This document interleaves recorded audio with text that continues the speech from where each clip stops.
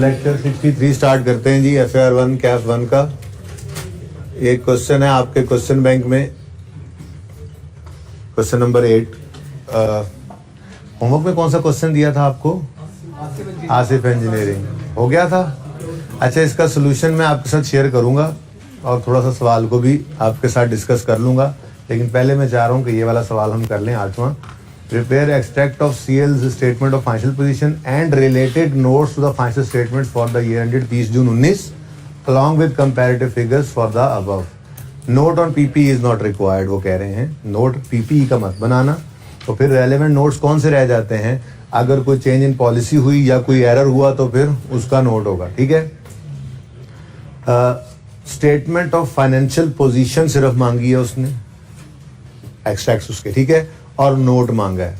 तो मैं आपको इसलिए कह रहा था कि सारे काम अलग अलग ही हमने करना सीखे हुए हैं इसमें। जर्नल एंट्रीज पहले कर ली। अब जर्नल एंट्रीज करने के बाद आपको सिर्फ इनकम स्टेटमेंट कहे तो वो बनानी आती हो, आपको सिर्फ चेंजेस इन इक्विटी कहे तो इनकम स्टेटमेंट के बगैर भी बनानी आती हो, सिर्फ बैलेंस शीट कहे, कल हमने वो सवाल भी किया था, तो आपको स्टेटमेंट इन इक्विटी के बगैर भी उसको बनाना आना चाहिए, ठीक है। अच्छा, during the year it was discovered. During the year हम खड़े किस साल में हैं जी? इस वक्त वो कह रहा है 30 जून 2019 की बात करो हमारे साथ, ठीक है जी। 30 जून 2019 का मतलब ये है कि 1 जुलाई 18 से 30 जून 19 तक के साल की बात करो, वो कह रहा है। और साथ में उसने कहा कंपैरेटिव भी बना दो, तो 1 जुलाई 2017 से 30 जून 18 आएगा, 30 जून, ये 2 साल तो उसने हमसे रिक्वायर किया हुआ है।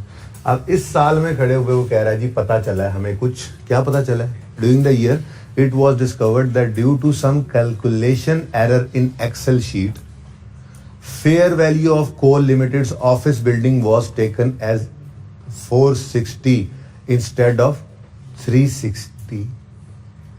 यानी कि होनी चाहिए थी फेयर वैल्यू 360, इसको मैं ओरिजिनल कह रहा हूँ, ठीक है ना, और गलती से 460 ले ली गई। पता नहीं कब की बात कर रहा है, लेकिन ये मसला हुआ है, ठीक है जी। रिजल्टेंटली अभी नहीं पता कि ये गलती किस साल में हुई है, ये 18 में हुई है, 19 में, ये साल 18 का साल है, ये 19 का साल है, ठीक है ना। 18 में हुई है, 19 में हुई है, उससे पहले हुई है, ये अभी नहीं पता, ठीक है। पता इस साल में लग रहा है। पता किस साल में लग रहा है? 19 में, कि ऑफिस बिल्डिंग की रिवैल्यूएशन मॉडल पे चलते होंगे ना, फेयर वैल्यू गलती से 460 ले ली गई है 360 की बजाय, ठीक है। Resultantly, the building was recorded based on incorrect revaluation amount in CL's statement of CL's financial statements for the year 30 जून। अच्छा, यानी कि ये गलती कब हुई? हाँ, 30 जून 17 पर जो है वो जो रिवैल्यूएशन करनी थी 360 पे लेके जाना था रिवैल्यू करके 30 जून 17 पे, उस दिन वो ले गए हैं किस पे? गलती से 460 पे। 30 जून 17 वाले साल को भी सही करना पड़ेगा, 18 वाले को भी सही करना पड़ेगा, 19 को भी सही करना पड़ेगा, यानी जो हम वर्किंग वहाँ बनाएंगे वो 3 साल की बन जाएगी, ठीक है। प्लस ये वर्किंग हमें रिवैल्यूएशन वाली भी वही अपनी मशहूर ज़माना वर्किंग भी करनी पड़ेगी, और ठीक है। अच्छा, अब देखते हैं और क्या डिटेल बताता है। वो कहता है this building was acquired on 1 जुलाई 15। तो 1 जुलाई 15 से ही वर्किंग स्टार्ट करेंगे। 30 जून 16 आएगा, फिर 30 जून 17 वाली रिवैल्यूएशन जो उन्होंने गलत की है वो सही करेंगे, ठीक हो गया। और फिर आगे चलेंगे। CL follows revaluation model for subsequent measurement of building classified as PPE and charges deduction over its useful life for 10 years. 10 year useful life बताई उसने, ओके। स्ट्रेट लाइन मेथड है। CL accounts for net replacement value method and transfer maximum possible amount from revenue surplus to retained earnings on an annual basis. सारी बातें वही हैं जो हम करते हैं। एट 30 जून 19, अब एक 30 जून 17 वाली गलत रिवैल्यूएशन उन्होंने की है, और as on 30 June 19 revalued amount of building has been determined at 320। ये दूसरी रिवैल्यूएशन भी वो बता रहे हैं। तो मकसद कहने का ये है कि 1 जुलाई 2015 से चलेंगे, 30 जून 2019 तक आएंगे हम इस वर्किंग को लेके, ठीक है। अब उसमें हुआ क्या होगा उसके अंदर भाई, जिस दिन ये रिवैल्यूड अमाउंट गलत ली होगी तो उस दिन से एसेट भी गड़बड़ हो गया, और फिर उस दिन से सरप्लस भी गड़बड़ हो गया।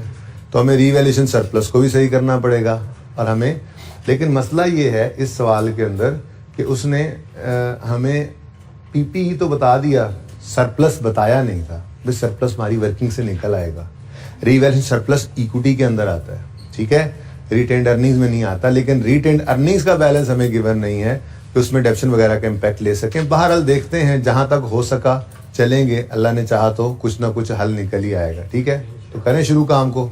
मैं तो कहता हूँ आप ही शुरू करें, 1 जुलाई 2015 से इसकी वर्किंग शुरू कर दें और कोशिश करके पहले तो 30 जून 17 तक आप आएंगे सही लेकर, जो बुक वैल्यू आप निकालेंगे, फिर आप उसकी गलत वाली रीवैल्यूड अमाउंट लिख के सरप्लस निकाल लेंगे। उसके बाद फिर आपने साइड पे वर्किंग शुरू करनी है उसी के आगे, और सही कोशिश तो करेंगे। 30 जून 17 तक तो आए, फिर देखते हैं।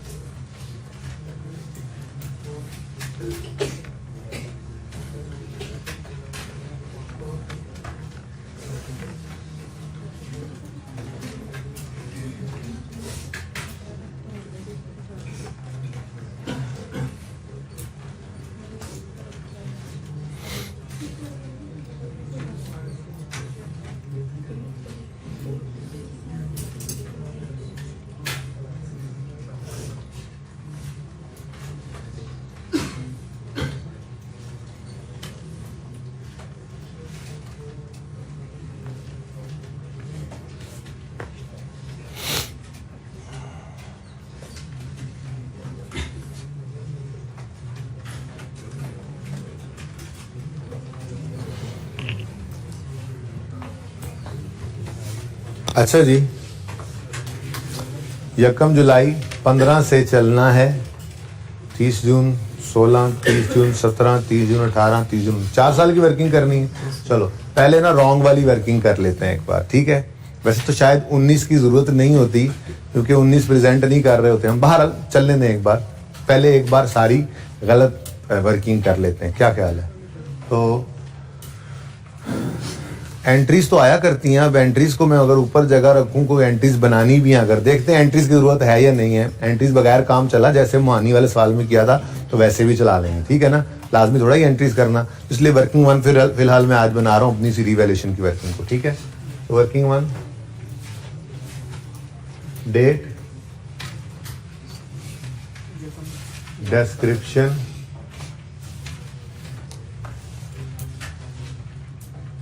एसेट का नाम क्या है, बिल्डिंग,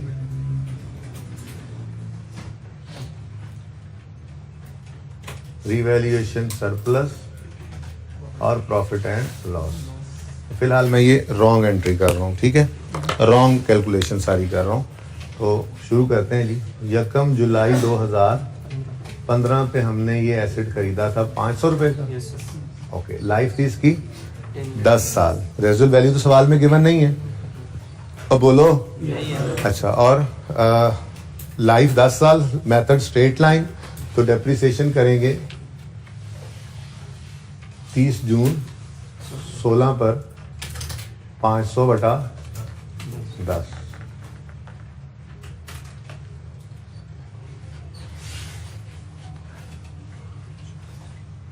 अच्छा जी, कितनी आ गई डेप्शन, 50 की, और 450 बुक वैल्यू आ गई, फिर 30 जून 17 आएगा, डेप्रिसिएशन करेंगे, स्ट्रेट लाइन मेथड है, फिर 50 से, तो बुक वैल्यू आ जाएगी 400 रुपये। यहाँ तक तो भाई सही आया होना है ना? ओके, 400 रुपये ये हमारी बुक वैल्यू आ गई 30 जून 17 पर। अच्छा, अब हुआ क्या, इस दिन हम फिलहाल रॉन्ग की बात ही कर रहे हैं, ठीक है? ये सारा मैं रॉन्ग वाला ही कर रहा हूँ।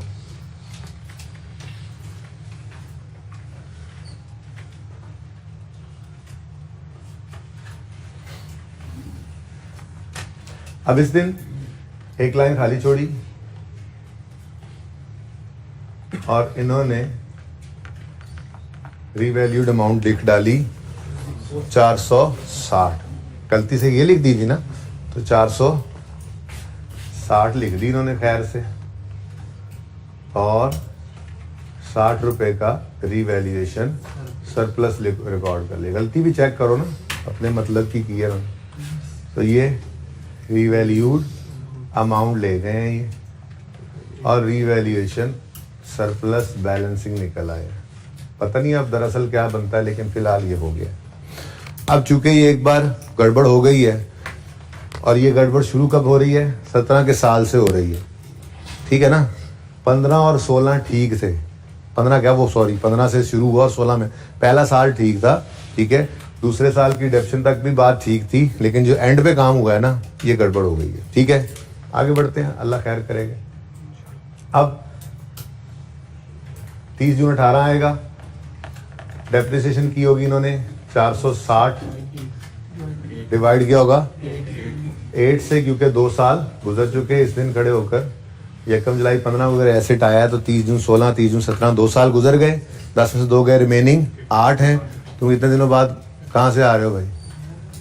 ये तुम रेड स्वेटर वाले? हाँ हाँ, नहीं तुमने छुट्टियाँ पहले की थी ना? अच्छा, मुझे अभी तक वही लग रहा है। अच्छा जी, हाँ भाई 58 ये लगे जाएगा सेशन के एंड तक ये। तो बुक वैल्यू बाद में निकालेंगे, साथ ही 60/8 ये भी हो गया जी।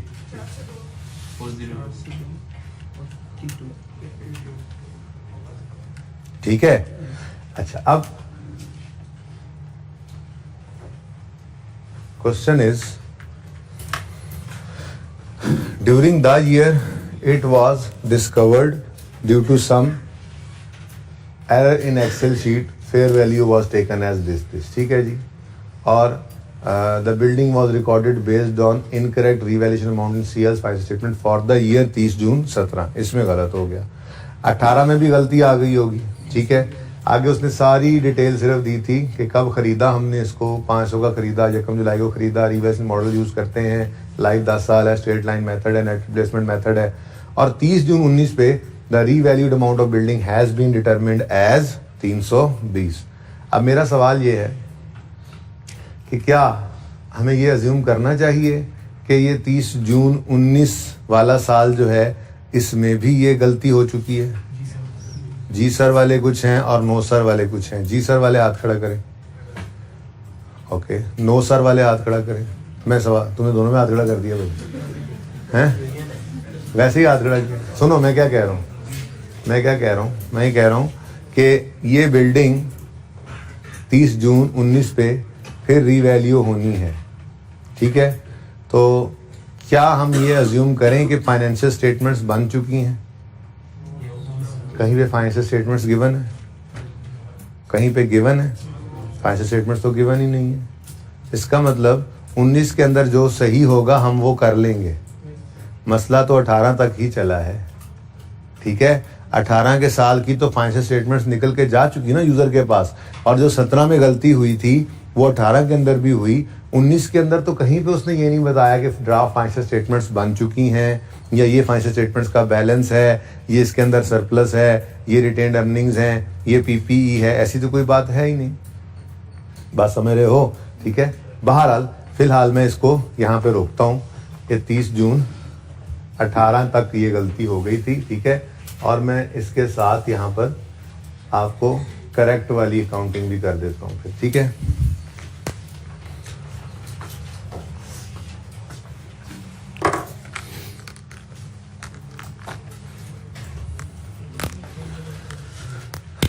उसी तरह से लिख लें जरा ब्लू से, बिल्डिंग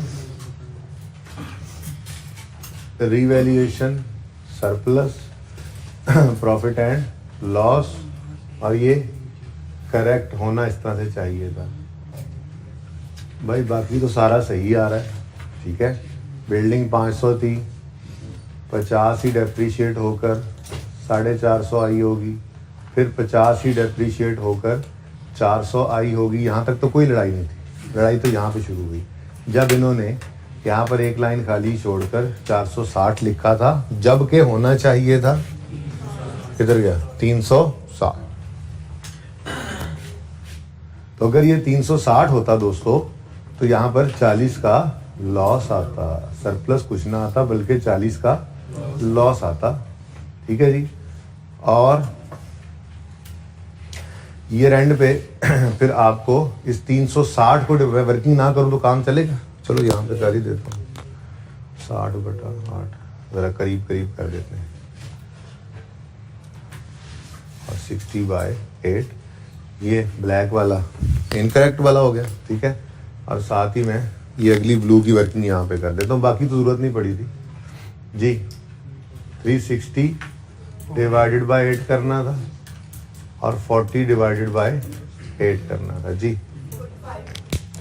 45 की डेप्रीसिएशन होनी थी और +5, तो ये 35 पे होता और ये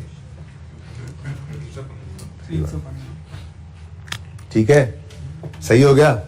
तो चलो ठीक है, मैंने माना कि आपको आगे की बात क्लियर नहीं हो रही, लेकिन हमने 18 और 19 को तो सही करना है, बोलो।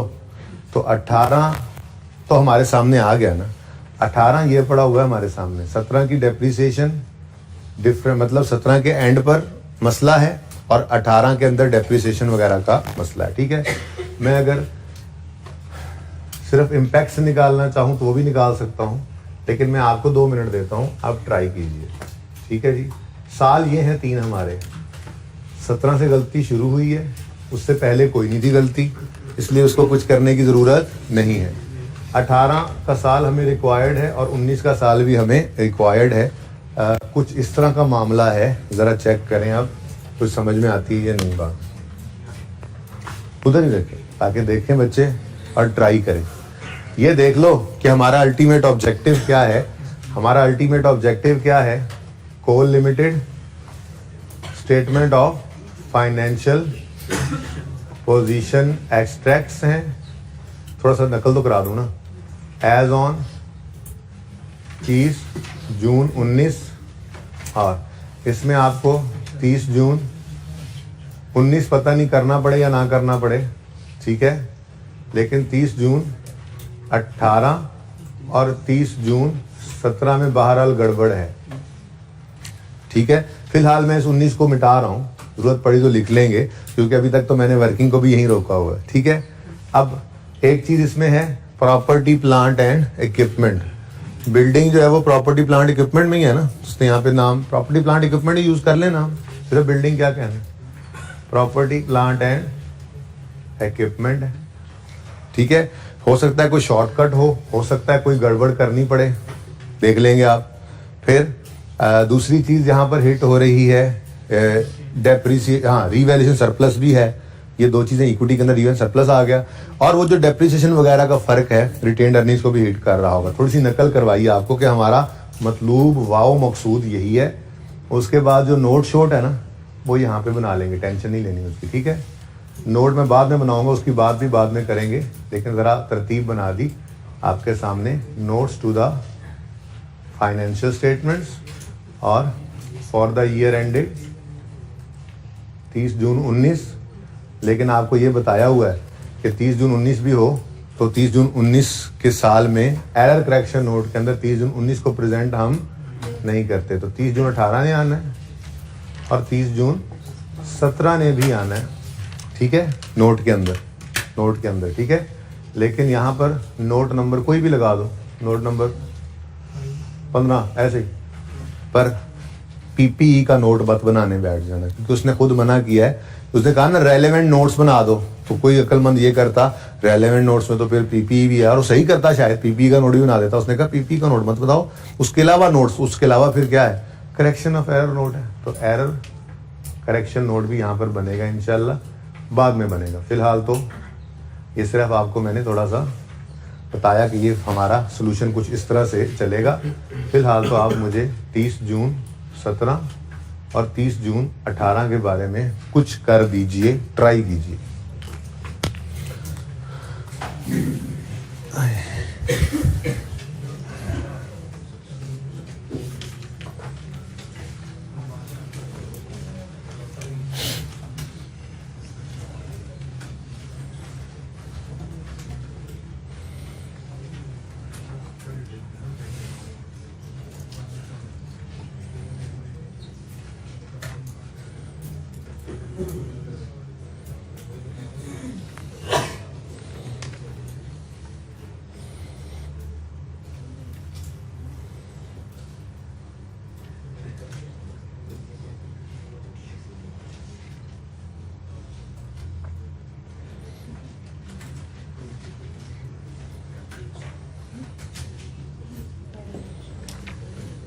थ्योरी भी आज कर लेंगे इंशाल्लाह, इसकी हो जाएगी।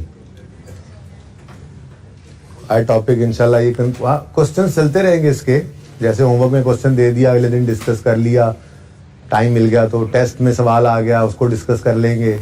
लेकिन कैश फ्लो इंशाल्लाह कल हमने स्टार्ट करनी है, और कल अगर टाइम ना भी मिला कुछ डिस्कस करने का IAS 8 का, क्योंकि पहला लेक्चर आपको पता है हर टॉपिक का इंपॉर्टेंट होता है, उसमें जरा लेंथी डिस्कशन हो जाती है, तो पूरा टाइम सिर्फ उसी पे लगाकर अगर हमने कल ये ना भी कुछ छेड़ा IAS 8 को, तो बहरहाल बाद में साथ साथ चलता रहेगा 5-10 मिनट 15 मिनट जब तक क्लियर ना हो। लेकिन आज इंशाल्लाह प्रिंसिपली इसको खत्म कर देंगे हम, बचा कुछ नहीं है इसमें।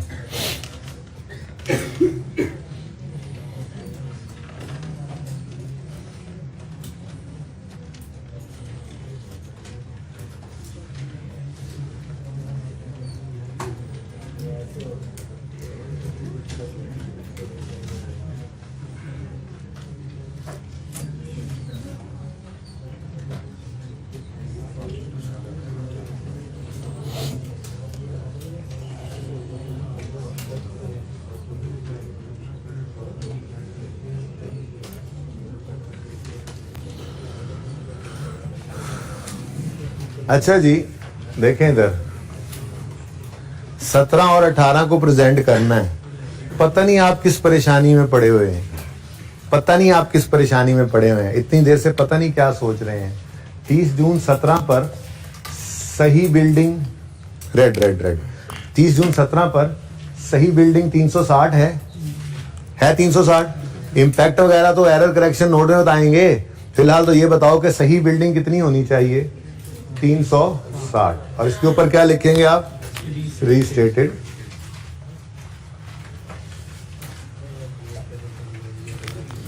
ठीक है, फिर 18 की सही बिल्डिंग 30 जून 2018 पर 315 है, और एक इम्पैक्ट वगैरह तो फिर निकालते रहेंगे। ये कितना आ गया 315, और इसके ऊपर भी क्या लिखोगे, रीस्टेटेड। ठीक है, क्या ख्याल है? तो एक MCQ करवाया था, एक या दो जब डिस्कस किए थे, तो मैंने कहा था कि बैलेंस शीट के अंदर अगर वो कहे कि रीवैल्यूएशन सरप्लस की क्लोजिंग क्या आना है या एसेट का क्लोजिंग क्या आना है, तो हमारे पास ये वर्किंग के अंदर क्लोजिंग ही तो पड़े हैं, तो इनको उठा के लिख दो, ये सही फिगर है, हम क्यों प्लस माइनस करें। ठीक है, और मैंने आपको ये भी कहा हुआ है कि जहां तक हो सके मुमकिन एंट्री से बच सको बच जाया करो। जैसे मोहानी वाले सवाल में हमने क्या किया था, प्रॉफिट के ऊपर इंपैक्ट निकाला था, प्रॉफिट यानी रिटेन्ड अर्निंग्स पे, प्रॉफिट्स पे इंपैक्ट निकाल लेंगे, वो मसला नहीं है। उस पे इंपैक्ट किसका पड़ना है, वो जो लॉस हमने रिकॉर्ड करना था उन्होंने तो सरप्लस किया हुआ है, शायद इसका इंपैक्ट पड़ेगा। वो जो डेप्रीसिएशन हमने रिकॉर्ड की 45 उन्होंने 58 की, कोई इसका फर्क पड़ जाएगा, यही फर्क ही पड़ने है ना, रिटेन्ड अर्निंग्स पे इंपैक्ट ले लेंगे, कोई मसला नहीं है। ठीक है, पीपीई को पकड़ के नहीं जी 460 पे आया होगा, ओ भाई असल वो उठा के लोगे फिर 500 से, किस मुसीबत में पड़ रहे हो आप। बड़ा आसान काम है कि आपने जब करेक्टेड कर लिया ट्रीटमेंट, तो यही 2 साल के अंदर आपके क्लोजिंग में नजर आना था। ठीक है, सही है ना। अच्छा, इससे भी आगे बात बढ़ा रहा हूं थोड़ी देर के लिए। मैं ये कह रहा हूं कि फिर जून 19 पर मैंने ब्लैक को ही छोड़ दिया। अजूम क्या कर रहा हूं, क्योंकि फाइनेंशियल स्टेटमेंट्स कहीं पे बनी हुई कोई शुबा नहीं ना नजर आ रहा। देखो जितने भी सवाल हमने देखे उनके अंदर वो क्या कहता था, जी ये एक्सट्रैक्ट्स हैं बैलेंस शीट के इनकम स्टेटमेंट। ठीक है, उसमें ड्राफ्ट बना होता था तो फिर हम कहते थे हो ही नहीं सकता कि इनकम स्टेटमेंट बन गई और डेप्रिसिएशन चार्ज ना हुई, हो ही नहीं सकता कि बैलेंस शीट बन गई और रिटेन्ड अर्निंग में इस साल का प्रॉफिट ऐड नहीं हुआ, क्योंकि ड्राफ्ट जो बना होता था। यहां पे कहां बना हुआ है ड्राफ्ट। ठीक है, तो 19 में पता चल गया हमें गलती हुई है पुरानी। अब वो हमारे कमानों में से तीर निकल चुका था इन 2 साल का, इसलिए इनको तो रीस्टेट करना पड़ा। लेकिन 19 के अंदर कोई गलती नहीं हुई फिलहाल। ये वाहिद सवाल ऐसा है, वरना हर सवाल के अंदर, और हर सवाल आप उठा के देखो उसमें होता भी क्या है, उसमें गिवन होते हैं एक्सट्रैक्ट्स। जिस मोहानी वाले सवाल में एक्सट्रैक्ट्स बने हुए नहीं थे, उसने अंग्रेजी में जो बात लिख के दी थी उसमें वही बात थी कि ये ऑडिटेड है, ये ड्राफ्ट हैं, और मैंने उसी तरह उसके भी एक्सट्रैक्ट्स बना के ही आपको सवाल करवाया था। यानी हर सवाल के अंदर यही अज्यूम क्या करते थे, सामने नजर आ रहा था कि ड्राफ्ट फाइनेंशियल स्टेटमेंट्स बन चुकी हैं। तो फिर इस साल में भी गलती हुई पड़ी है। ये बात समझ रहे हो? और भाई समझ आ रही है? ऐसे हाथ रख के बैठे हो, भाई समझ आ रही है? जो ग्लासेस वाले भाई समझ आ रही? अच्छा, तो इस सवाल के अंदर ऐसी कोई बात नहीं थी, इसलिए हम सुकून से इसको डेप्रिशिएट करेंगे। अब डेप्रिशिएट किसको करेंगे, भूल जाओ इस कहानी को, भूल जाओ। 315 नहीं, 315 को नहीं, वही 300 ऐसे कर देता हूं मैं, इधर जरा नीचे कर, एक जैसा लगेगा। 360/8 और 40/8।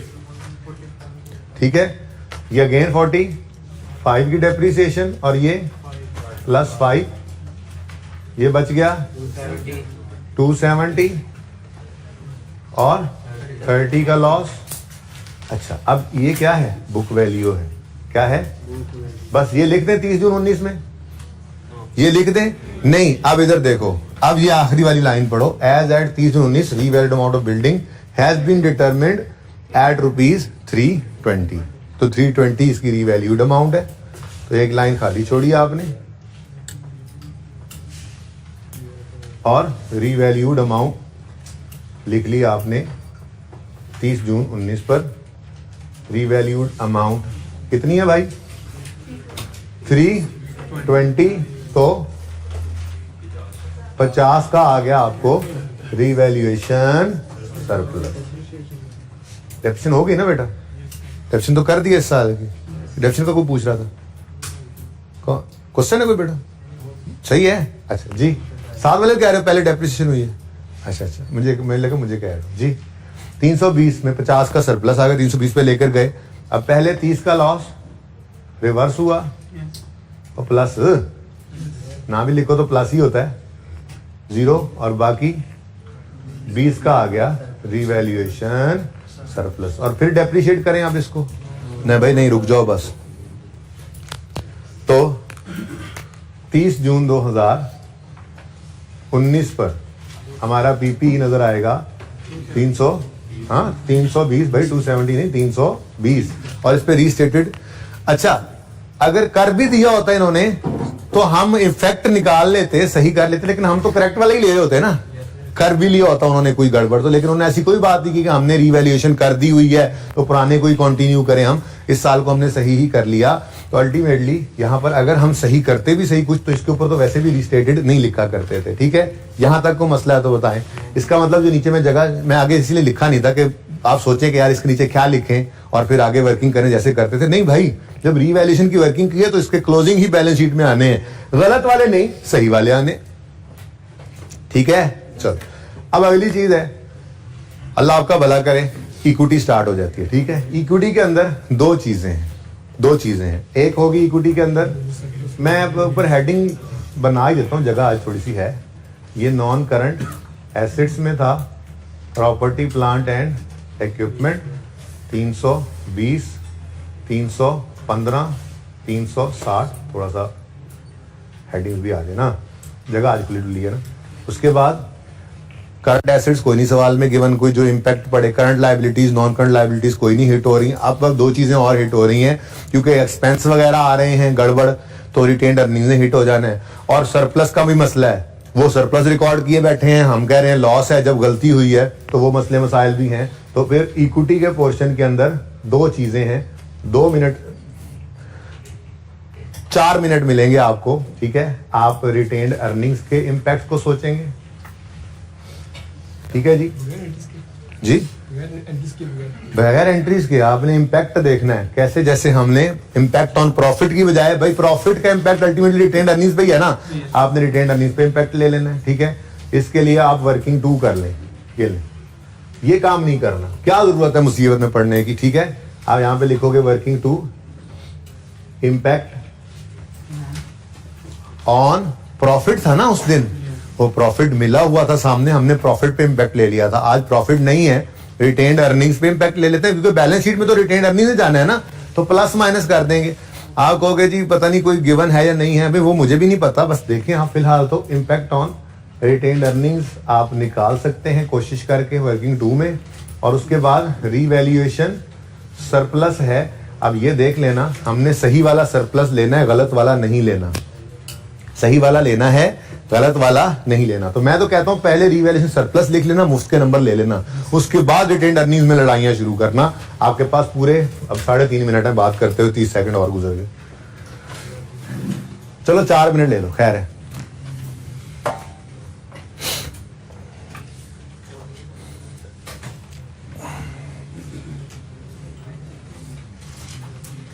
माइक नहीं चल रहा वो वाला, ये ग्लास वाला चल रहा है कि नहीं चल रहा भाई?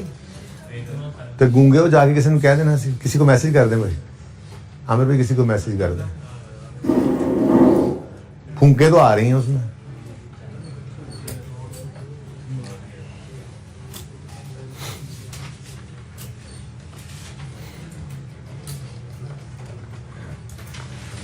यार आसान वाला काम जरा कर दूं प्लीज, फिर आप थोड़ा आगे फिर मजीद सोचिएगा, ठीक है ना। आसान वाला काम कर दूं। अच्छा 1 मिनट, पहले मैं रीवैल्यूएशन सरप्लस लिखता हूं, फिर रिटेन्ड अर्निंग लिखता हूं। रीवैल्यूएशन सरप्लस और रिटेन्ड अर्निंग्स, ठीक है जी। अच्छा हाँ भाई, रीवैल्यूएशन सरप्लस देखो, सही वाली बैलेंस शीट देनी है यूजर को, सही वाली बैलेंस शीट देनी है। उन्होंने 2017, 18, 19 उन्होंने 2017 में 60 का सरप्लस रिकॉर्ड किया था, जो कि गलत था। हम तो कह रहे हैं जी उल्टा क्या है, लॉस है, तो सरप्लस तो है ही, इधर भी 0, इधर भी 0, यानी 30 जून, इधर लिख देता हूँ 30 जून 17 पे भी 0, 30 जून 18 पे भी 0, और 30 जून 19 पे फिर आ गया है। तो सही कहानी तो ये है, फिर 30 जून 17 पे कोई ना, 30 जून 18 पे भी सरप्लस कोई ना, और 30 जून 19 पे 20 का। लो जी, नंबर है मुफ्त के या नहीं? अच्छा अब एक मसला आया, वो मसला ये है, मैंने माना 30 जून 19 की तो फाइनेंशियल स्टेटमेंट शायद बनी नहीं हुई, 18 और 17 की तो बनी हुई थी ना। बोलो कोई गलत रिटेन्ड अर्निंग्स दे तो उसमें एडजस्टमेंट करके ही सही रिटेन्ड अर्निंग से पहुंचा जा सकता है ना। अब पूरे सवाल में कहीं पे गलत रिटेन्ड अर्निंग्स गिवन, तो इस वजह से हम नहीं कर सकते थे रिटेन्ड अर्निंग्स के इम्पैक्ट को चेक, जो आप सोचे जा रहे हैं। लेकिन ये इम्पैक्ट आपने सोचना फिर भी है। उसकी वजह क्या है? उसकी वजह ये है कि नोट में तो जाओगे, नोट में तो हम गलत रिटेन्ड अर्निंग्स को सही नहीं करते थे। नोट में तो हम यूं कहते थे अर्निंग्स बढ़ गई या कम होगी। कैसे? एक्सपेंस बढ़ा तो अर्निंग बढ़ गई, एक्सपेंस कम हुआ तो अर्निंग्स कम हो गई। समझ आ रही है बात? लेकिन बैलेंस शीट आपकी कंप्लीट हो गई, रिटेन्ड अर्निंग्स को प्रेजेंट नहीं कर सकते थे, हम नहीं कर सकते थे। हाँ, अगर गलत रिटेन्ड अर्निंग्स दे देता तो फिर हम उनको गलत को बैलेंस को लिख के उसमें रेक्टिफिकेशन करके सही करते। ये बिल्कुल अलग तरह से सवाल था, इसीलिए मैंने एंड पे रखा हुआ था। ठीक है, बाकी सारे सवाल एक जैसे थे, एक जैसी नेचर थी। खूब मेहनत की हमने, एरर करेक्शन नोट भी बना दिया, चेंज इन पॉलिसी नोट बना दिया, चेंज इन एस्टिमेट का नोट बना दिया। कल कोशिश की थी मैंने रेजल्ट वैल्यू उसमें एंटर करूं, लेकिन वो रेजल्ट वैल्यू चेंज ही नहीं हुई मनूस।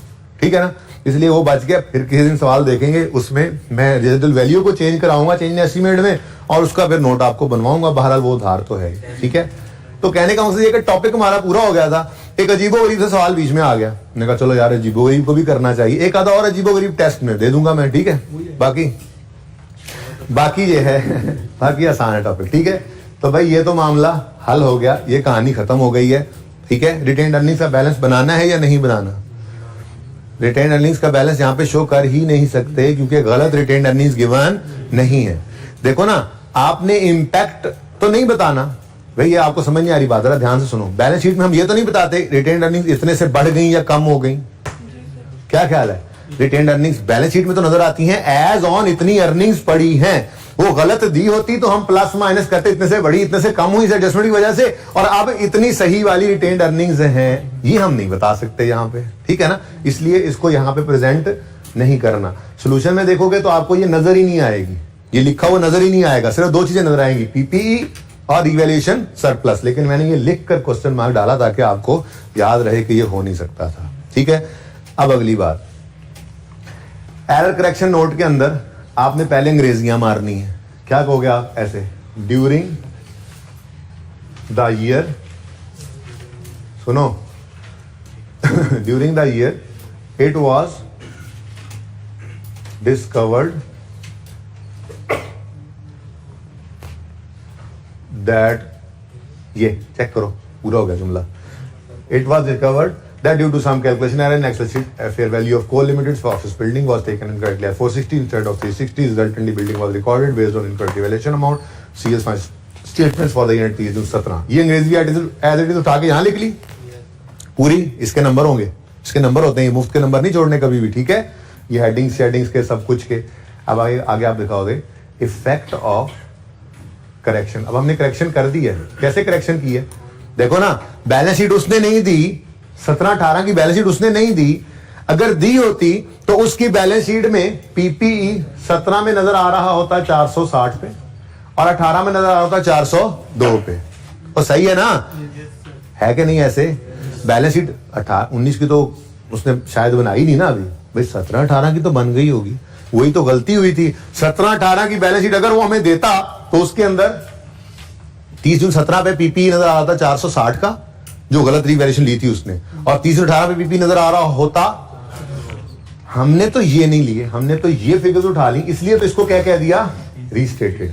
ये क्या है? रीस्टेटेड। बात समझ रहे हो? ठीक है। तो ये करेक्शन हमने कर तो दी है, ये करेक्शन ही तो की है, लेकिन आसान तरीके से कर ली कि जो सही है वो उठा के लिख लिया, बस। अल्लाह अल्लाह खैर सल्लाह। आप जो मर्जी कर लो, आप यहां पे गलत वाला 460 लो, उसमें सारी एडजस्टमेंट्स करो सोच समझ के, प्लस माइनस करके, अल्टीमेटली आपने पहुंचना कहां है? 315 भाई, तो सीधा ही लिख दिया 315 भाई, और ठीक है 360 पे पहुंचना है। जो मर्जी कर लो, सोचो, घर जाके 2 घंटे लगा दो इस सवाल पे, अल्टीमेटली पहुंचना यहीं पे।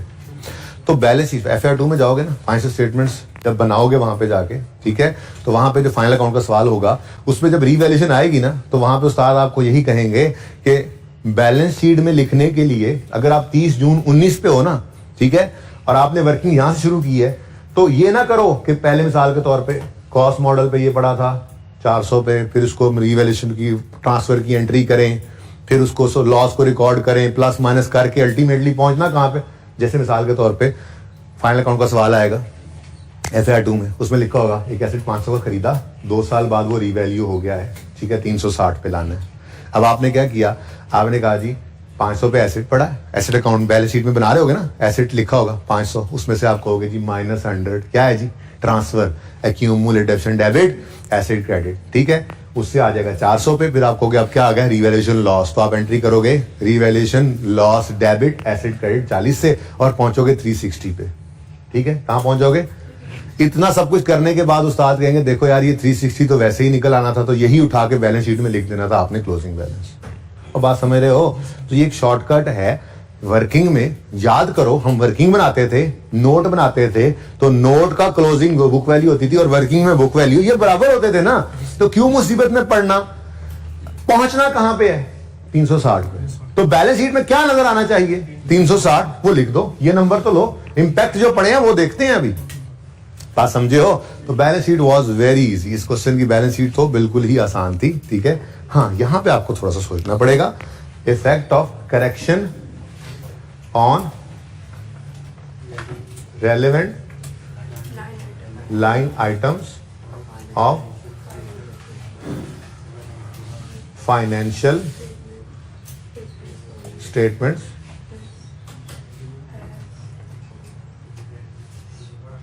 आर एज फॉलोज, और इसके अंदर statement of items affecting, statement of पूरा लिखना है आपने पर्चे में, कंप्रीहेंसिव इनकम। अभी तक देखें, देखना जरा प्लीज प्लीज सब बच्चे देखना। 30 जून 19, 30 जून 18 इनकम स्टेटमेंट 2 साल की बना करती है ना, लेकिन एरर करेक्शन नोट हो तो इससे जान छूट गई। ठीक है, और इस पूरे सिनेरियो के अंदर मेरे ख्याल में तो आइटम्स अफेक्टिंग इनकम स्टेटमेंट शायद डेप्रिसिएशन होगी या कोई रिवैल्यूएशन लॉस वगैरह होगा, क्योंकि अब सचमुच में 4 मिनट दूंगा, ठीक है ना। अब ये तो अब एंड है, अब इसके बाद तो सवाल खत्म हो जाना है, इसलिए अब आपने ट्राई करना है। वो मैंने कहा यार पता नहीं क्या सोची जा रहे हैं, चलो आसान सा काम है, कम करने वाले काम की तरफ आए, ठीक है। और ऐसे ही आप आइटम्स अफेक्टिंग बैलेंस शीट जब लेंगे, अफेक्टिंग SOFP, तो इसमें खैर से अब आपके पास 3 चीजें होंगी। वैसे बैलेंस शीट 3 साल की बनती है, बैलेंस शीट 3 साल की बनती है। 30 जून 19, 30 जून 18, 30 जून 17, लेकिन पॉलिसी का नोट बना रहे हो, चेंज इन पॉलिसी का, तो फिर करंट ईयर भी प्रेजेंट करते हैं, वरना आपको बताया था एरर करेक्शन नोट में करंट ईयर प्रेजेंट नहीं करते। तो इसका मतलब 1 साल और इधर 2 साल। अच्छा, यहां पे क्या कुछ आ सकता है, लिख नहीं रहा मैं, आपने ट्राई करना, लेकिन नकल करा रहा हूं। पीपीई पे इंपैक्ट देखना होगा आपने, अब देखेंगे आप चेंज, लेकिन सिर्फ इंपैक्ट लेना है। कैसे लेना है, नकल तो कर लो जरा, नकल कर लो, लेकिन नकल की जरूरत होती है नकल करने के लिए। इधर देखो, हम 30 जून 17 के ऊपर, हम 30 जून 17 के ऊपर अपने पीपीई को 360 पे शो कर दिया है हमने, ठीक है। अब इधर देखोगे आप, 30 जून 17 पे उन्होंने क्या किया हुआ था 460, हमने क्या किया, तो पता नहीं फिर आप क्या कहेंगे, इंक्रीज या डिक्रीज। मेरे ख्याल में कुछ ना कुछ क्या ही लेंगे, ठीक है ना। ऐसे ही 18 के ऊपर 19 करना नहीं प्रेजेंट, ठीक हो गया। उसके बाद दूसरी चीज आएगी रीवैल्यूएशन सरप्लस, वो कहेंगे 60 का रीवैल्यूएशन सरप्लस है 30 जून 17 पे, आप कह रहे हैं है ही नहीं, ठीक है, पता नहीं क्या करेंगे आप। उसके बाद रिटेन्ड अर्निंग्स आएंगी, रिटेन्ड अर्निंग्स में किसका इंपैक्ट जाना है, एक तो ये 40 के लॉस का, क्यों, वो कह रहे हैं सरप्लस है, हम कह रहे हैं लॉस है, प्रॉफिट एंड लॉस में जाता है ना। पता नहीं आप क्या करेंगे, थोड़ी देर बाद मैंने करना तो है ही, फिलहाल आप क्या करेंगे मुझे नहीं पता, ठीक है। तो प्रॉफिट एंड लॉस के अंदर एक 40 का फर्क जाएगा। दूसरा, उन्होंने डेप्शन चार्ज की हुई होगी, यहां तक तो सही थी ना, यहां पे गड़बड़ है, 58 की हमने की होगी, 45 की, ये अगले साल के अंदर है, तो डेप्शन के ऊपर भी इंपैक्ट आ जाएगा। तो ये 3 आइटम्स बैलेंस में कौन कौन से, पीपीई, अब रिवैल्यूएशन सरप्लस भी आना है और रिटेन्ड अर्निंग्स भी आनी है। अब पूरे 5 मिनट ले लो, आज नोट बना ही डालो। मैं तो यूं कहूंगा, इधर देखो, इधर देखो, इधर देखो, एक काम कर लो, नोट की जब हेडिंग दो ना, तो ये डॉट डॉट ना लगाना प्लीज। आप यूं करो, सवाल आपके सामने ओपन है, आप वहां से देख के पूरी अंग्रेजी लिखो, अच्छा प्यारा सा नोट बने, ठीक है ना। उसके बाद आइटम्स, ये इफेक्ट ऑफ एरर करेक्शन लिख के, आइटम्स सेटिंग SOCI, ये अभी भी लिख के काट दो। खैर है, आपके हर सवाल के अंदर आपने देखा होगा, जब भी चेंज इन पॉलिसी का, तो मैंने एक ही नोट बनवाया ना अभी, वो पहला सवाल, अभी नहीं, एक और आपने बनाया, मैंने अभी बनवाना है, मुहानी वाले का नोट मैंने क्लास में बनवाना है। तो आप देखोगे इन 2 सवालों में जब आपने नोट होंगे ना, उनमें करंट ईयर भी होगा और पिछले 2 साल भी होंगे। लेकिन जो आपने सवाल किया वंडर लिमिटेड, जो आपने सवाल किया कल, या जो आज कर रहे हो, ये एरर करेक्शन है ना, तो इसके अंदर करंट ईयर नहीं होना। लेकिन आप अपने पास ये जब तक पढ़ाई कर रहे हो, रजिस्टर्स में हमेशा एरर करेक्शन नोट के अंदर लिख के काट दिए करो, ताकि आपको याद रहे, पर पर्चे में ना लिख के काटना, पर्चे तक याद हो जाए ये बात। चेंज इन पॉलिसी हो तो करंट ईयर भी प्रेजेंट करना है, और इनकम स्टेटमेंट 2 साल की होती है, और बैलेंस शीट 3 साल की होती है, और करंट ईयर भी प्रेजेंट करना है, कब, चेंज इन पॉलिसी अगर नोट, ठीक है। और एरर करेक्शन हो तो रूल पहले लिख लो, वही इनकम स्टेटमेंट 2 साल की, बैलेंस शीट 3 साल की, लेकिन चूंकि एरर करेक्शन नोट है, करंट ईयर को नहीं करना, ठीक है। चलिए जी, आपके पास पूरे 5 मिनट है, शाबाश, सारे अच्छे से सही से नोट बना लें। और भाई सफा मत बचाना, 6 महीने बचा लेना, मैं तो कहूंगा नोट बना डालो। सबसे टेक्निकल नोट यही है मेरे पास इस वक्त, सबसे टेक्निकल नोट भाई यही है, बाकी सारे नोट बहुत आसान थे, इसलिए ये आपसे बनवा रहा हूं, या शायद इससे टेक्निकल नोट टेस्ट में आ जाए, लेकिन इससे काम नहीं होगा।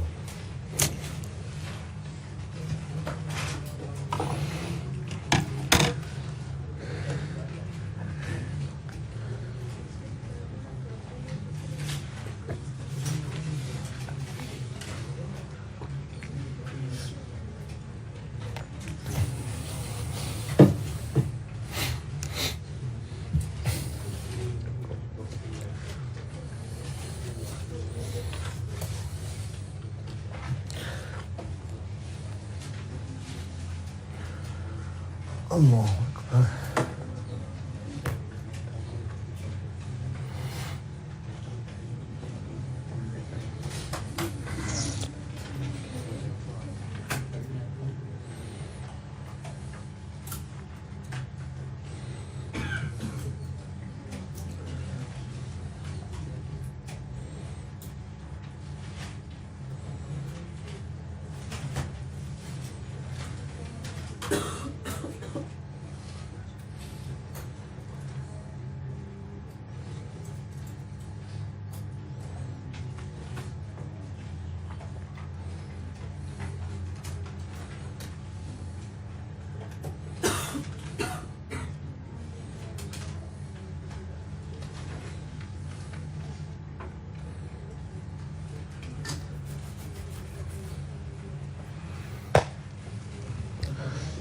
तीन मिनट रह गए हैं, जल्दी करें, इतना काम कोई नहीं है। ये सवाल को मैं अब छुपा रहा हूँ क्योंकि सवाल तो सारा आपके सामने है। मैं ज़रा थ्योरी को देख लूँ कि कितनी देर लगानी है हमने।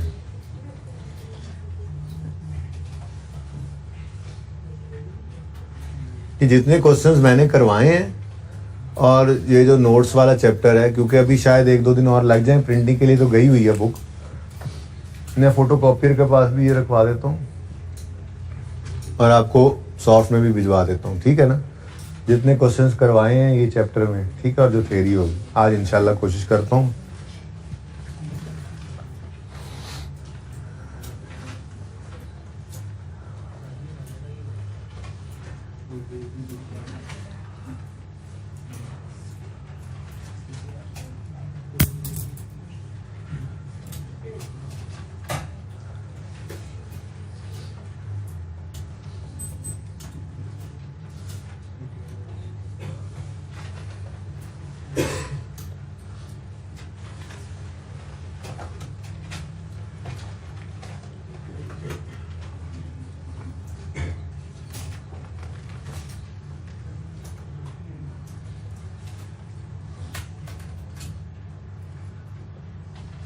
थ्योरी तो बहुत ज्यादा है।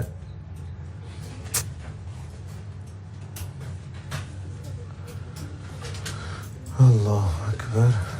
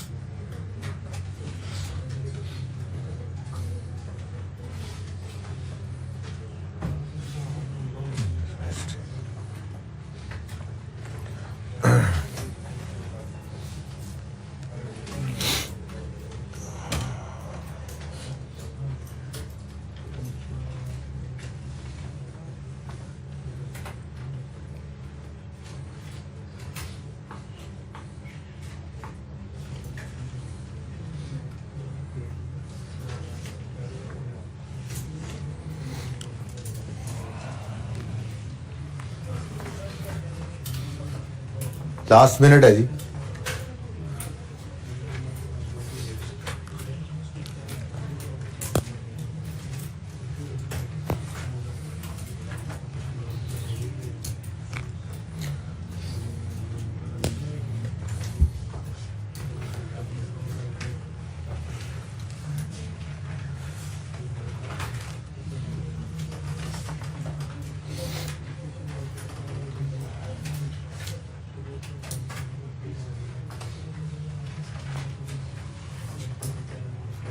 अच्छा जी, इधर देखें, सबसे पहले सबसे आसान नंबर ले लेते हैं। डेप्रीसिएशन एक्सपेंस 17 के साल में हमारा भी 50 था और उनका क्या मतलब, हम वो भी हमारा ही है, ठीक है, मतलब हमसे गलती हुई थी। गलत में भी जो हुआ वो भी 50 की डेप्शन थी 17 में, और सही करें तो वो भी 50 ही थी। कोई मसला यहाँ पे? कोई मसला नहीं था। 18 के साल के अंदर डेप्रीसिएशन हम कर रहे हैं, सही करने के बाद 45 हम कह रहे हैं कि होनी चाहिए 45, लेकिन चार्ज हुई थी 58। इसके जो असरात है ना, असरात एसिड पे, वो तो हमने सही कर लिए हैं, लेकिन डेप्रीसिएशन एक्सपेंस 2018 की अगर बात करें तो डेप्रीसिएशन एक्सपेंस हमने सही किया है। क्या किया है? सही किया है। 58 की डेप्शन चार्ज, हम कह रहे हैं नहीं, डेप्शन चार्ज करो 45 की, तो हमने तो सही कर लिया है ना, क्योंकि हमने एसिड को 402 की बजाय कितना लिया हुआ है? 315। तो सारी करेक्शंस करने के बाद यहां पर पहुंचा होगा ना ये ऑटोमेटिकली। ठीक है, तो इसका मतलब डेप्रीसिएशन एक्सपेंस की अगर बात करें तो 17 तो भाई वैसे ही इनकम स्टेटमेंट प्रेजेंट नहीं करना था। ठीक है, और 17 में गलती भी नहीं थी वैसे। ठीक है, वरना रिटेन्ड अर्निंग्स पे तो इम्पैक्ट डाल देता ना। बहरहाल डेप्रीसिएशन एक्सपेंस 18 के अंदर हम कह रहे हैं 45 पे लाओ। पहले गलती से हो गया था 58, तो सही करने की वजह से डेप्रीसिएशन एक्सपेंस क्या होगा? डिक्रीज इन डेप्रिसिएशन एक्सपेंस कितना भाई? 13 से। ठीक है, अच्छा अब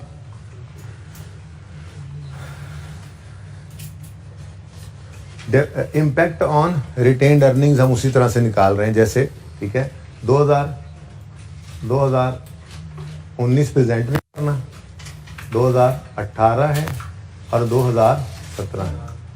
ठीक है, तो 2017 के अंदर ये डेप्रीसिएशन का इम्पैक्ट आ गया कितना?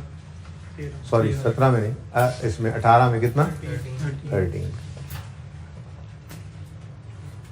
ठीक है, अच्छा इससे 18 की रिटेन्ड अर्निंग्स हमने क्या करनी है जी? बताओ, डेप्रिसिएशन क्या हुई है? कम। डेप्रिसिएशन क्या हुई है? डिक्रीज इन, यूं लिखें, डिक्रीज इन डेप्रिसिएशन कितने से जी? तो उससे प्रॉफिट 13 से बढ़ जाएगा, यानी रिटेन्ड अर्निंग्स 13 से बढ़ जाएंगी। ठीक हो गया। 17 के अंदर क्या होगा? डेप्रिसिएशन का कोई फर्क था ही नहीं। डन, क्लियर है। लेकिन 17 में रीवैल्यूएशन का मसला तो आया था, रीवैल्यूएशन लॉस तो था। ठीक है, और रीवैल्यूएशन लॉस कितना है जी? उन्होंने रिकॉर्ड किया हुआ कुछ नहीं। उन्होंने रिकॉर्ड कितना किया हुआ है? कुछ नहीं। हम कह रहे हैं जी रीवैल्यूएशन लॉस जो था वो 40 रुपए से बढ़ा लो, तो लिखा नहीं मैंने, माजरत। इंक्रीज इन रीवैल्यूएशन लॉस कितना जी?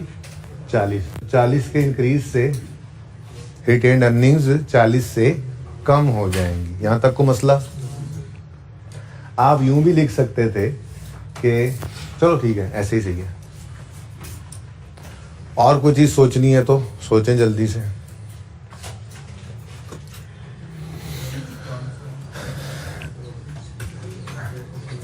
रीवैल्यूएशन सरप्लस की बात करें, रीवैल्यूएशन सरप्लस का क्या करें? पीपीई की बात करें, पीपीई का क्या करें? मैंने तो मुश्किल वाली बात कर दी, जो आसान बातें हैं वो तो आप बता सकते हैं ना। चलो, इस पे आप सोच रहे थे, आपने ये तो बताया होगा कि प्रॉपर्टी प्लांट इक्विपमेंट में क्या हुआ। आपने कहा जी प्रॉपर्टी प्लांट इक्विपमेंट 360 पे आ गया है, जबकि पहले यहां से देख रहे ना, पहले था कितना? 460। तो डिक्रीज इन, आसान वाले नंबर तो ले लें, डिक्रीज इन पीपीई 2017 में 100 से, ठीक है, 2018 में 402 से ले आए हैं 315 पे, दोनों का डिफरेंस 87। अब ये 87 कैसे निकला ये बताना भी पड़ेगा यार, ऐसे तो नहीं पूरा आएगा काम, ऐसे तो नहीं बनेगा, ऐसे तो नहीं, ज़रा कंजूसी से यूज़ करना पड़ेगी ये जगह। डिक्रीज इन पीपीई, भाई कुछ कह रहे हैं, भाई फरमा रहे हैं कि ये एज ऑन नहीं आएगा। एक मिनट, हमने 100 से इस पीपीई को कम कर लिया, 315 पे आ गया। ठीक है, अब ये फिगर उठा रहे हैं ना, हम उठा ही ये वाली फिगर रहे हैं, यानी ये 360 पे लाए तो फिर इससे 315 पे लाए हैं। हम कौन सा यहाँ पे 460 रख के 315 पे ला रहे हैं, फर्क है ना थोड़ा सा। मैंने आपको ये बताया था कि लेजर का वो क्लोजिंग अगले साल ओपनिंग बना होगा, तो इसलिए वही चलता गया।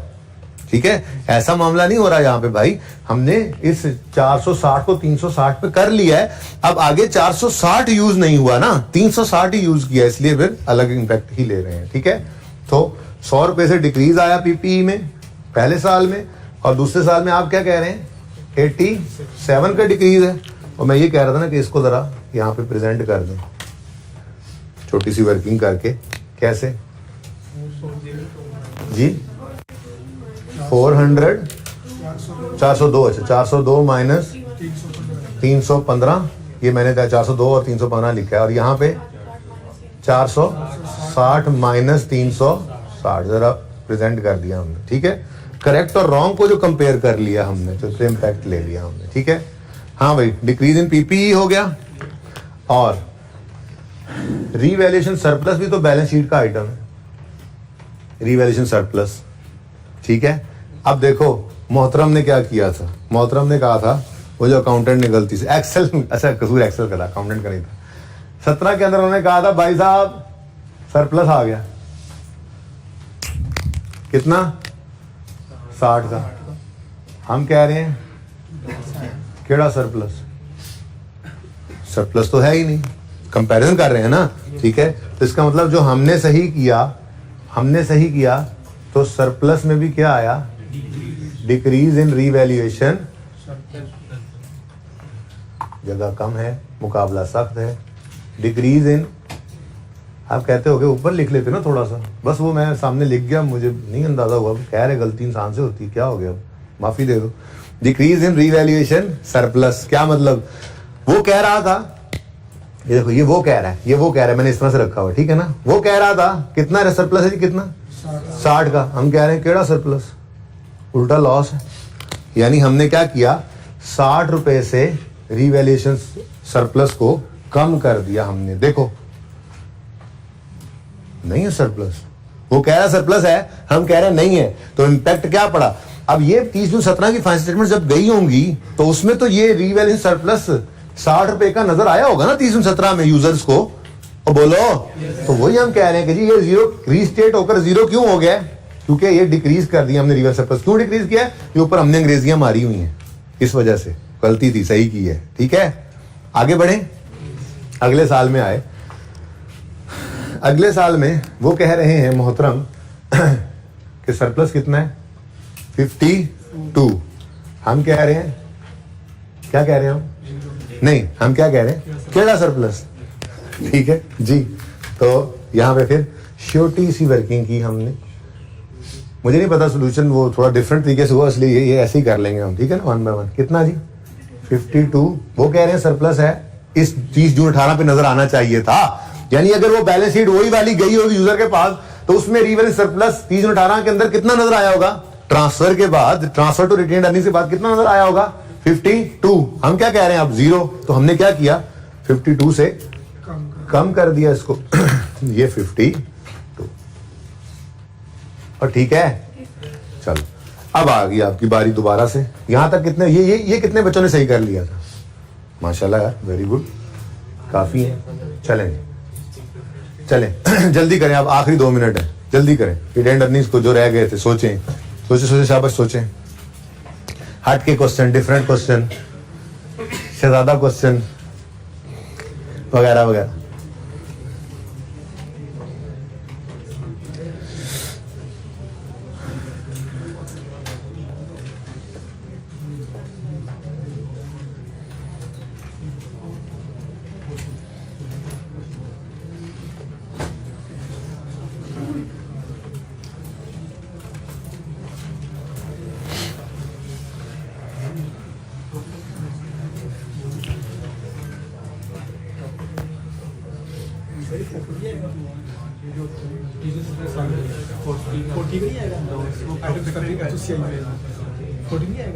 लिख लेते हैं, मेरे ज़हन में नहीं रहा था, लिख लेते हैं।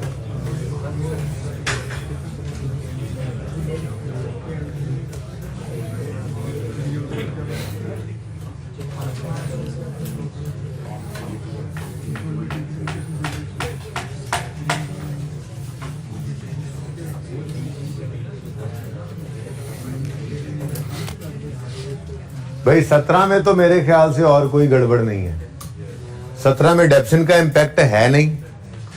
उन्होंने रखा हुआ था 30 जून 17 की शाम को एक सरप्लस 60 का, ठीक है, 60 का जो 30 जून 18 पे गड़बड़ हो रहा है, यानी कि हिल रहा है। उससे पहले तो 17 के एंड में तो यही था ना, इसलिए सेफली हम कह सकते हैं कि 17 की रिटेन्ड अर्निंग्स के अंदर 40 का डिक्रीज हम शो करेंगे।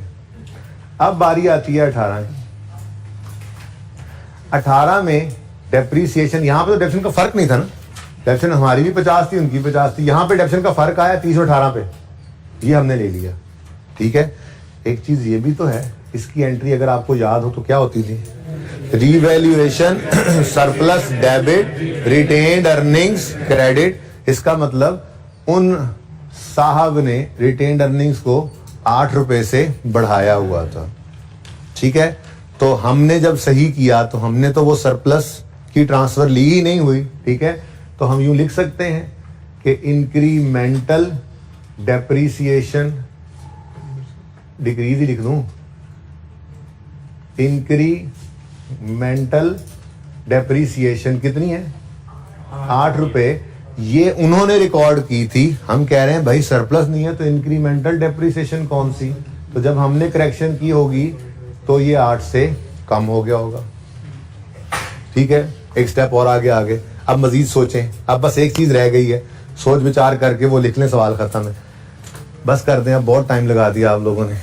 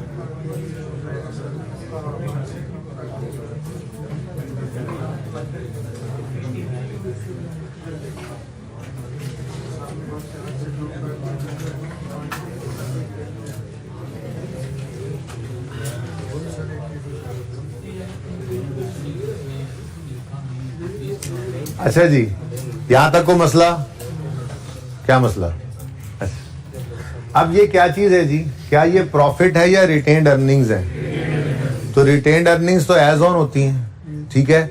अब यहां पे हम ऐसे तो चल नहीं रहे कि हमने एज ऑन वाली फिगर्स ही उठाई हुई थी, हमने तो इम्पैक्ट देना है। तो ये जो 17 के साल का इम्पैक्ट था कि 40 से रिटेन्ड अर्निंग्स कम हुई, ये 18 के साल पे भी तो जाना चाहिए था, ठीक है ना। अब नेट में तो 18 की रिटेन्ड अर्निंग्स हमें 5 रुपए से बढ़ती हुई नजर आ रही थी, लेकिन जब हमने, यार इसको थोड़ा सा ऊपर कर लो, क्या यार, तो बोर्ड बड़ा छोटा है यार असल में। Decrease in incremental depreciation. अच्छा, अब देखो, ये तो हो गया 2018 का मामला। अब ये जो 2017 के अंदर डिक्रीज इन रिटेन्ड अर्निंग्स आया था, इसका इम्पैक्ट 2018 पे आना चाहिए नहीं आना चाहिए? हम तो यहाँ से कंपैरिजन नहीं कर रहे, रॉन्ग वाली चीज और करेक्ट वाली चीज ये और सही करके लिख लें, हम तो सिर्फ इम्पैक्ट देख रहे हैं रिटेन्ड अर्निंग्स के ऊपर। रिटेन्ड अर्निंग्स तो हमें गिवन भी नहीं थी, ठीक है। तो फिर अगला स्टेप क्या है जी?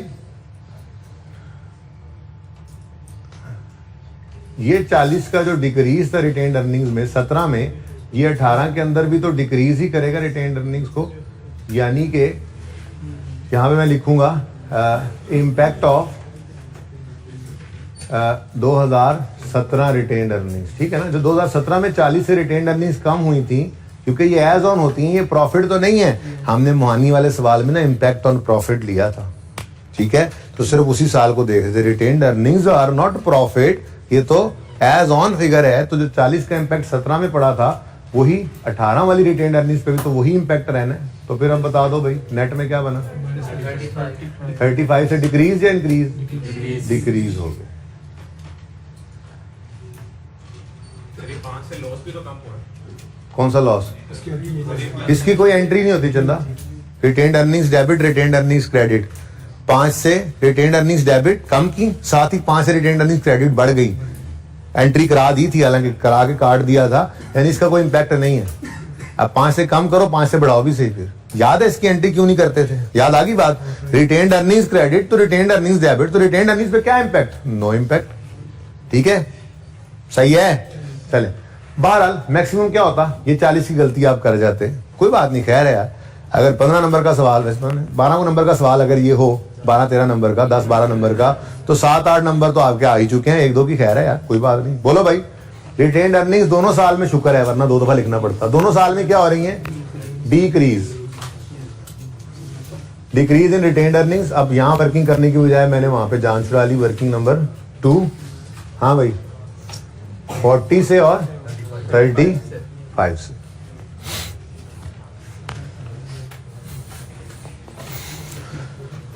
अल्लाह,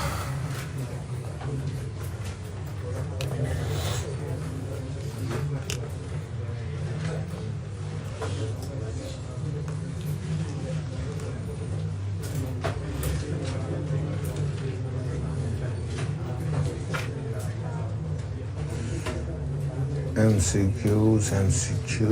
अच्छा जी, ले आए ग्रामर में थोड़ी थ्योरी शुरू करते हैं जी। होपफुली 10-1 मिनट में कुछ ना कुछ बातें कर लेंगे, लेकिन MCQs की आज भी इजाजत मैं आपको नहीं दे सकता, ठीक है ना। बाकी अब आपने करना क्या है, आज आपने कोई ज्यादा काम नहीं दूंगा मैं इसका। आज आपने क्या करना है, आज आपने एक ही सीटिंग में बैठ के सबसे पहला सवाल जो प्रैक्टिस क्वेश्चन 1 होना है बुक के अंदर, तो वैसे ठीक है, वो करना है। उसके साथ फिर मोहानी वाला सवाल करना है, फिर वंडर लिमिटेड करना है, बस ये 3।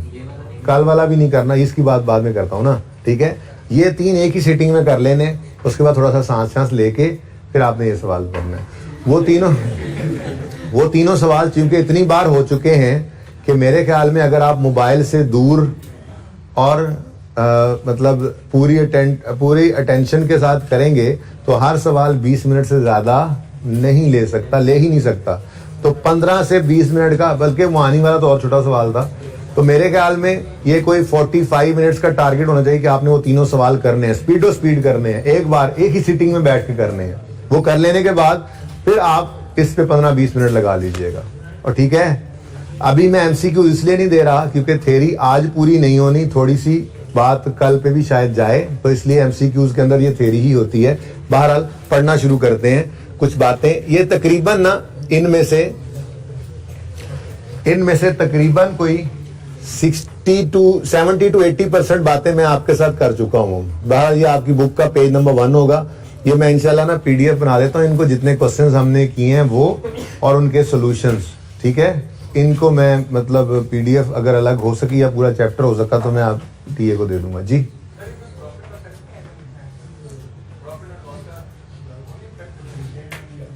नेट प्रॉफिट नहीं ना गिवन भाई, नेट प्रॉफिट पे आपने असर दिखाना है तो बिल्कुल लिख देना चाहिए, ठीक है। Decrease in डेप्शन expense will increase in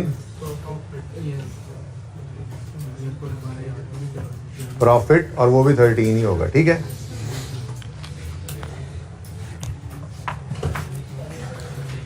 okay अच्छा जी, जरा देखिए जी यहाँ पे क्या लिखा हुआ है। अकाउंटिंग पॉलिसी की बात करते हैं जी सबसे पहले। और अकाउंटिंग पॉलिसी होती क्या है?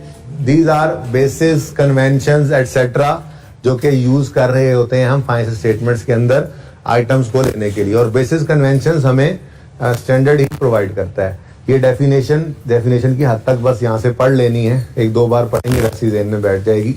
क्या है जी अकाउंटिंग पॉलिसी? क्या होती है? These are the specific principles, basis, conventions, rules and practices applied by an entity in preparing and presenting financial statements। यानी फाइनेंशियल स्टेटमेंट्स बनाने के लिए जो बेसिस यूज होती हैं। क्या मतलब जी? इन्वेंट्री को फाइफो पे रखें या एफको पे? क्या मतलब जी? पीपी को कॉस्ट मॉडल पे रखें या फेयर रिवैल्यूएशन मॉडल पे? क्या मतलब जी? इन्वेस्टमेंट प्रॉपर्टी को कॉस्ट मॉडल पे रखें या फेयर वैल्यू मॉडल पे? ये सब क्या है? ये बेसिस हैं, कन्वेंशंस हैं, रूल्स हैं, प्रिंसिपल्स हैं। किसके लिए? फाइनेंशियल स्टेटमेंट्स बनाने के लिए। तो जो बेसिस कन्वेंशन रूल्स फाइनेंशियल बनाने के लिए यूज होते हैं उन्हें अकाउंटिंग पॉलिसी कहा जाता है। ठीक है और सही है? ये रिप्रोड्यूस करवा ले, बड़ी मुश्किल बात है। ठीक है, बहरहाल जहन में बैठ जाती हैं दो तीन बातें तो। Principles, basis, convention, rules used for preparation of financial statements. Examples असल इंपॉर्टेंट चीज है। एग्जाम्पल क्या है? कुछ एक बात की हुई है, कुछ एक नहीं की हुई, जो नहीं होंगी हमारे सिलेबस में, अब पुरानी थी पहले, वो मैं साइड पे कर दूंगा। ठीक है ना? Okay. IAS 2 permits to choose between FIFO and AVCO for stock valuation. Now this is example of accounting policy जो अवेलेबल हैं। अभी मैं अकाउंटिंग पॉलिसी बता रहा हूं होती क्या है। आप FIFO पे भी रख सकते हो, AVCO पे भी रख सकते हो, जिस पे रखोगे ये आपकी अकाउंटिंग पॉलिसी है। लेकिन अब ये नहीं कह रहा कि सेलेक्ट कर लिया तो क्या करना है, वो तो पहले ज़बानी बताया हुआ है। सिलेक्शन के बाद कंसिस्टेंटली अप्लाई करते हैं। ठीक है ना? बहरहाल example, IAS 2 permits to choose between FIFO and AVCO। तो FIFO और AVCO ये ऑप्शन है IAS 2 ने दिया हुआ कि आप इन्वेंट्री को इनमें से किसी एक पे रख सकते हैं। जिसको सिलेक्ट करेंगे वो आपकी अकाउंटिंग पॉलिसी है। ठीक है। IAS 40 permits to choose between fair value model और कॉस्ट मॉडल। इसने भी इजाजत दी थी। जिसको सिलेक्ट कर लोगे वो आपकी अकाउंटिंग पॉलिसी बन जाएगी।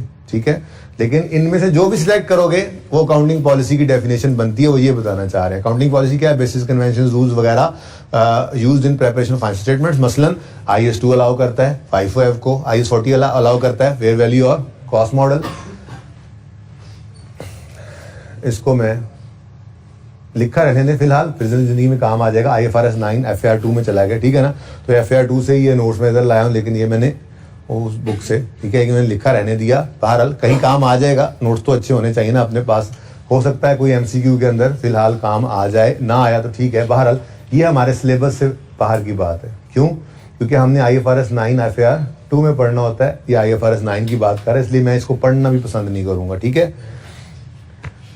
अच्छा, वैसे दिल कर रहा है थोड़ी सी बात कर लूं। जब आप FAR 2 में जाके फाइनेंशियल इंस्ट्रूमेंट्स पढ़ेंगे ना, वैसे थोड़ी सी बात, ठीक है ना?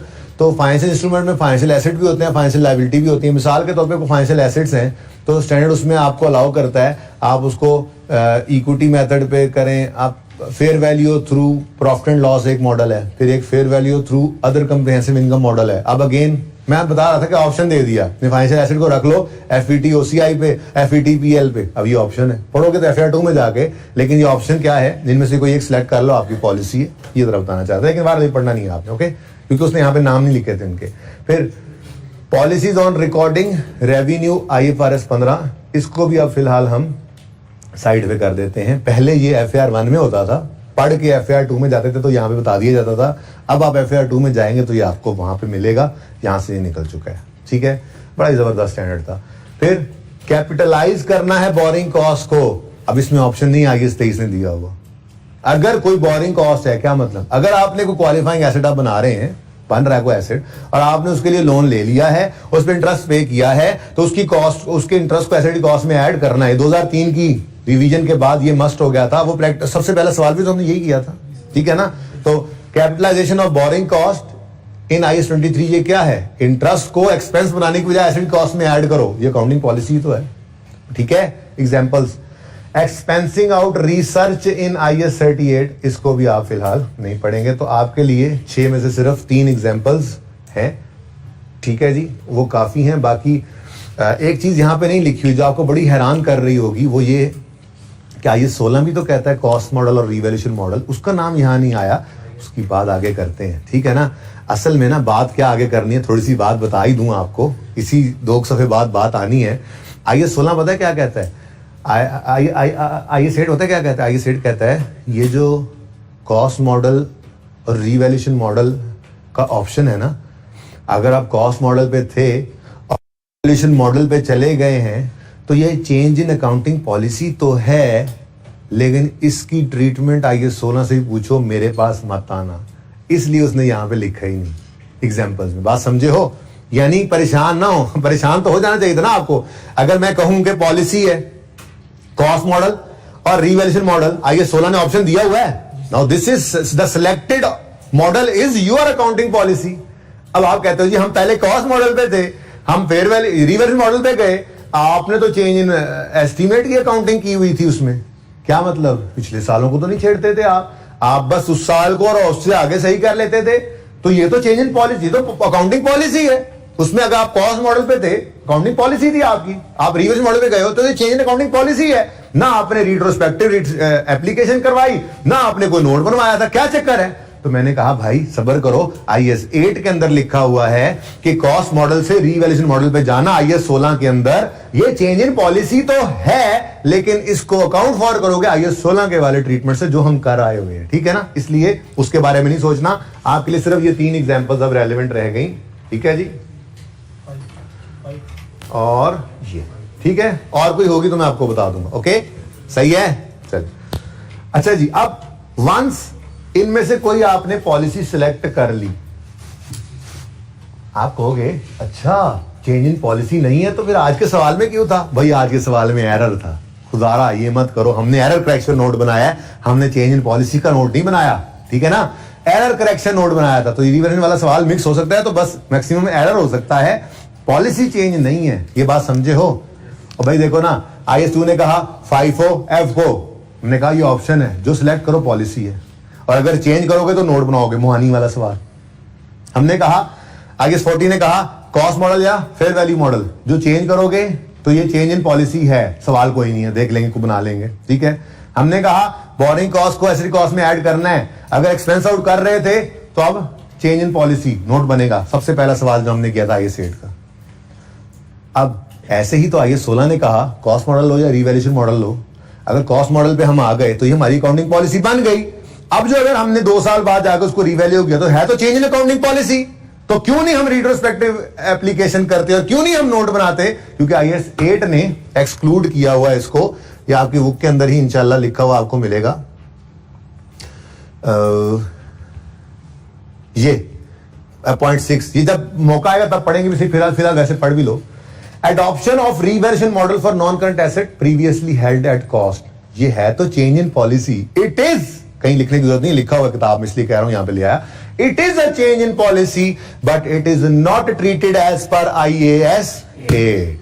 IAS 8 ने लिख दिया कि है तो चेंज इन पॉलिसी, मैं मानता हूं है तो चेंज इन पॉलिसी, लेकिन ट्रीटमेंट ये वाला नहीं है, जाओ जो कर रहे थे आप शुरू की क्लासों में वही करना है आपने, IAS 16 ने जो कहा है, ठीक है। It means no retrospective application is required and no note is required, यानी नो डिस्क्लोजर इज रिक्वायर्ड, ठीक है।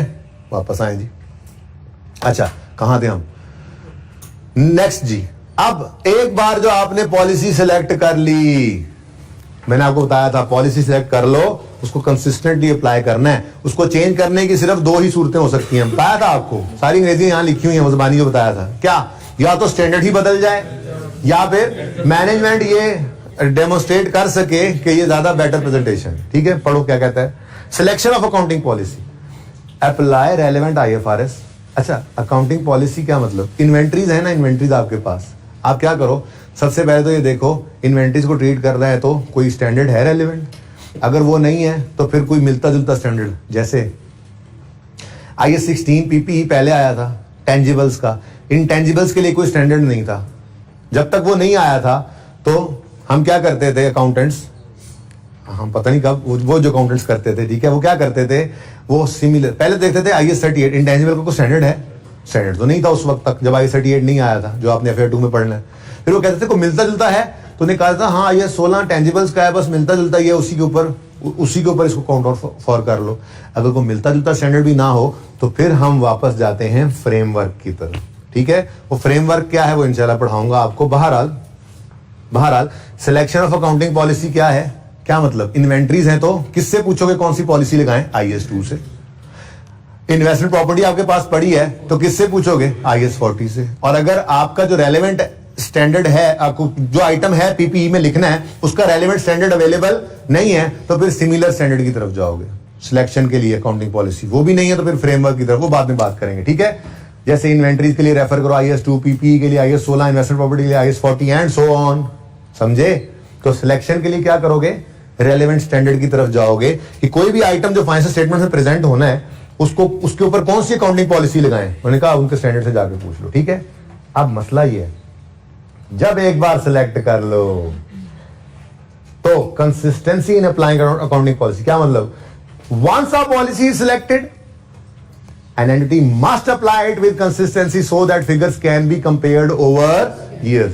Apply FIFO in each year to make compare. यानी अगर FIFO सिलेक्ट किया तो फिर उसको कंसिस्टेंटली ओवर द इयर्स करो। ये बात भी हुई थी और सही है।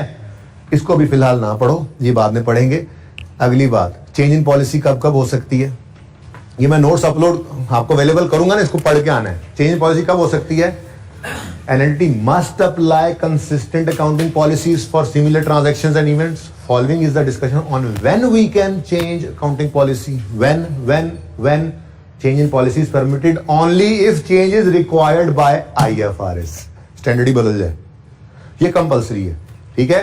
तो एग्जांपल क्या, revise IFRS now requires borrowing cost to be capitalised. ये एग्जांपल्स पढ़ के आनी है। लाइफ वो खत्म हो गया, ठीक है। ऑपरेटिंग लीज अब रहा ही नहीं, IFRS 16 आपके सिलेबस में नहीं, इसको रहने देना, ठीक है।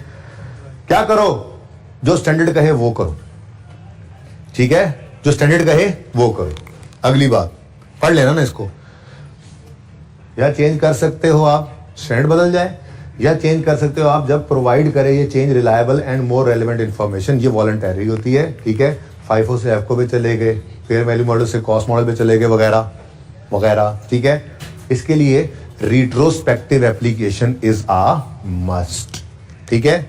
तो ये इंशाल्लाह चैप्टर में आपको अवेलेबल कर देता हूं PDF के अंदर, ठीक है। आपने कोशिश करनी है कि इस सारे चैप्टर को पढ़ना है और इसमें कुछ चीजें होंगी इररेलेवेंट जो मैं बाद में कटवाता जाऊंगा। ये सारी थ्योरी को पढ़ के आना है, मैं सारी कल पढ़ाऊंगा आपको, ठीक है।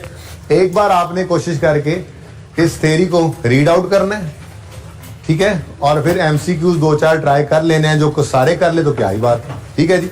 तो आज का होमवर्क क्या है, एक सीटिंग में पहला सवाल मुहानी वाला सवाल और वंडर वाला सवाल, ठीक है, और उसके बाद सांस लेके कोल वाला सवाल करना चाहो तो कर लो, ना करना चाहो तो वीकेंड पे कर लेना। ये सारी थ्योरी पढ़ के MCQs को अटेम्प्ट करना है। इंशाल्लाह कल इससे बात होगी। कल वैसे कैश फ्लो स्टार्ट कर देना है मैंने। अल्लाह हाफिज।